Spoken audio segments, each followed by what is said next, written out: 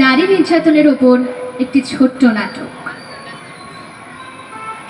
ইস, অনেকটা দেরি হয়ে গেছে, রাস্তায় একটা গাড়িও দেখতে পাচ্ছি না। কি করে যে এখন বাড়ি যাব? ওই তো একটা গাড়ি আসছে মনে হয়। এই দাঁড়ান দাঁড়ান দাঁড়ান, পটলতলার দিকে যাবে কি? হ্যাঁ যাবে, উঠুন। এ কি, এটা কোন রাস্তা? আপনি আমাকে কোথায় দিয়ে নিয়ে যাচ্ছেন? থামান থামান, এক্ষুনি গাড়ি থামান। আপনি আমাকে কোথায় নিয়ে যেতে চান? গাড়ি থামান। কেউ আছো? কেউ আছো কি? বাঁচাও আমাকে, বাঁচাও, কেউ বাঁচাও। দেখলেন তো, এই হচ্ছে আমাদের বর্তমান যুগের আজকালকার সমাজের অবস্থা। আমরা 2025-এ দাঁড়িয়ে আছি।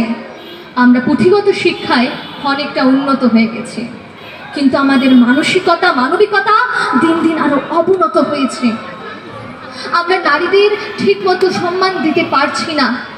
প্রতিদিন কোনো না কোনো জায়গায় নারীরা নির্যাতিত, বঞ্চিত, লাঞ্ছিত। বাসে, ট্রেনে, ট্রামে, রাস্তায়, বাজারে, হাটে, সব জায়গায় নারীরা নির্যাতিত। এমনকি তাদের শ্বশুর বাড়িতে, তাদের নিজেদের আত্মীয়দের হাতে।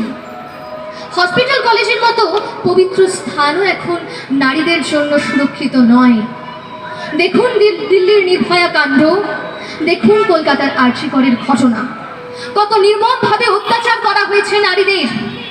আমরা কি আমাদের সত্যিকারের দুর্গাপূজার করতে পারবো না?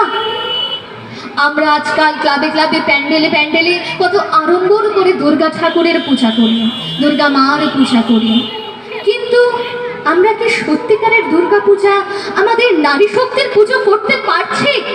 তাদের সুরক্ষিত রাখতে পারছি? কথায় বলে মাতৃরূপেণ সংস্থিতা। কোথায় হচ্ছে মাতৃরূপেণ সংস্থিতা?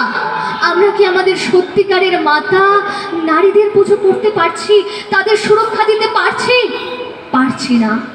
বলে দয়া রূপেণ সংস্থিতা। কোথায় হচ্ছে দয়া? কত অত্যাচার করা হচ্ছে নারীদের।